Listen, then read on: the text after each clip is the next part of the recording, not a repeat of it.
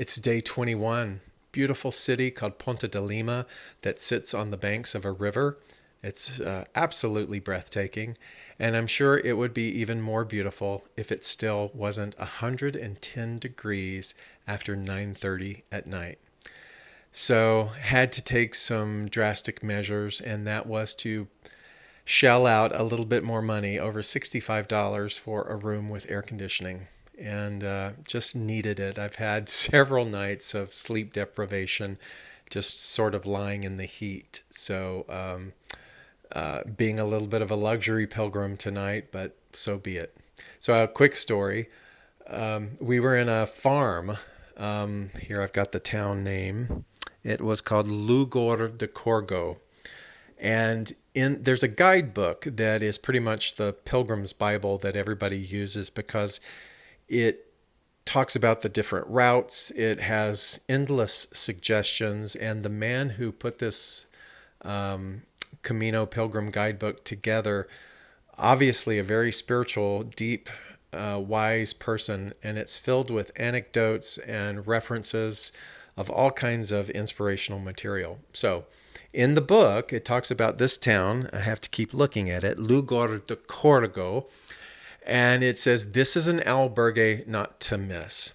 So I kind of arranged our whole walking schedule to sort of arrive in that town yesterday. Arrive we did, over 100 degrees. And we were met by a woman named Fernanda. And Fernanda is legendary on the Camino because she has a way of taking care of the pilgrims. The majority of that way is through feeding them. And so sure enough, there's only a maximum of 12 people that can stay in her farmhouse. And she greets you and people sort of wander in between a specific time, and she's frying up some type of cornmeal and some peppers and serving copious amounts of green wine, chilled green wine, which if you haven't had it is incredible. And so we're all thinking, oh, this is the food that they talk about in the guidebook. And so everybody's bleary-eyed. It's not even 7:30 p.m. last night. And everybody sort of goes into the farmhouse room where all the cots are. It's stifling hot, but we've had a little bit of food and we all think we're just going to kind of endure the night. And then the dinner bell rings, and Fernanda summons us into the farmhouse where she has made this extravagant meal. Now, here's the thing. She does this every day. Every day. At some point during the meal, because we wouldn't dare say no to Fernanda if you saw her personality, I asked her if she knew what a guru was. And through various translations, the word in Portuguese is Illuminata, enlightened one.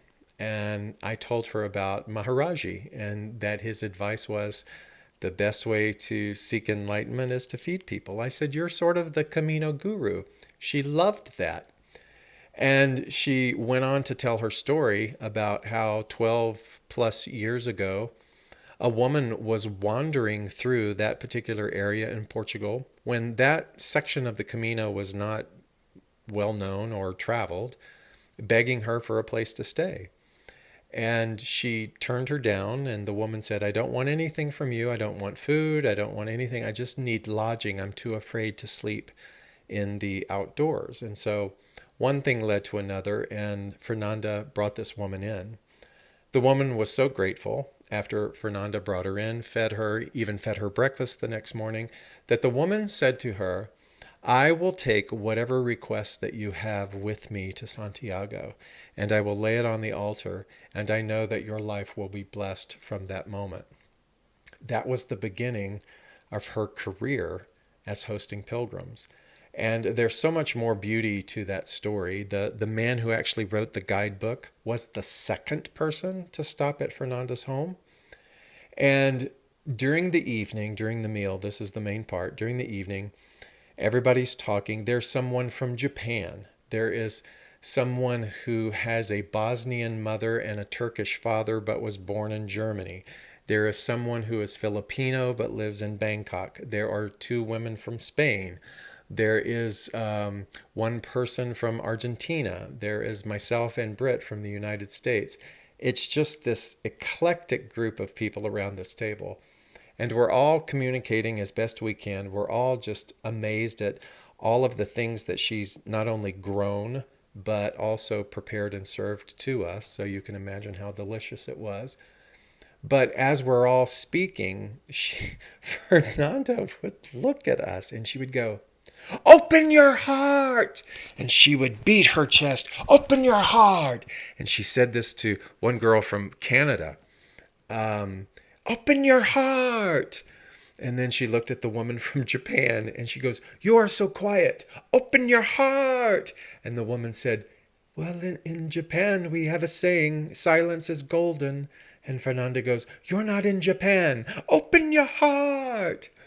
So my message to you is open your heart. That story has a lot of glamorous things about it. The unglamorous part is how hot it was during the night and the flies were on a farm. But I will never forget my evening with Fernanda and learning about the Camino Guru. May you open your heart as well and be available to the beauty and the chance meetings of incredible people around you.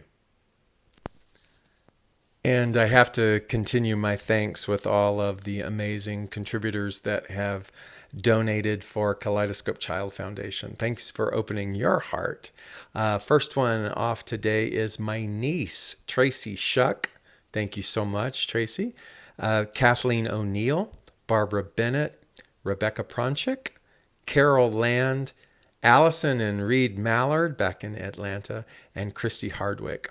I want you to know how grateful I am that you have fueled this mission for Kaleidoscope. And one last thing to answer is that someone asked me, are all of the donations going directly towards Kaleidoscope, or is any of this funding your Camino? Nope, nothing is funding this Camino. That's my responsibility. I am doing this solely as an opportunity to expand awareness about Kaleidoscope and the valuable work that we do. So every donation goes directly for that cause. Thank you again. See you tomorrow.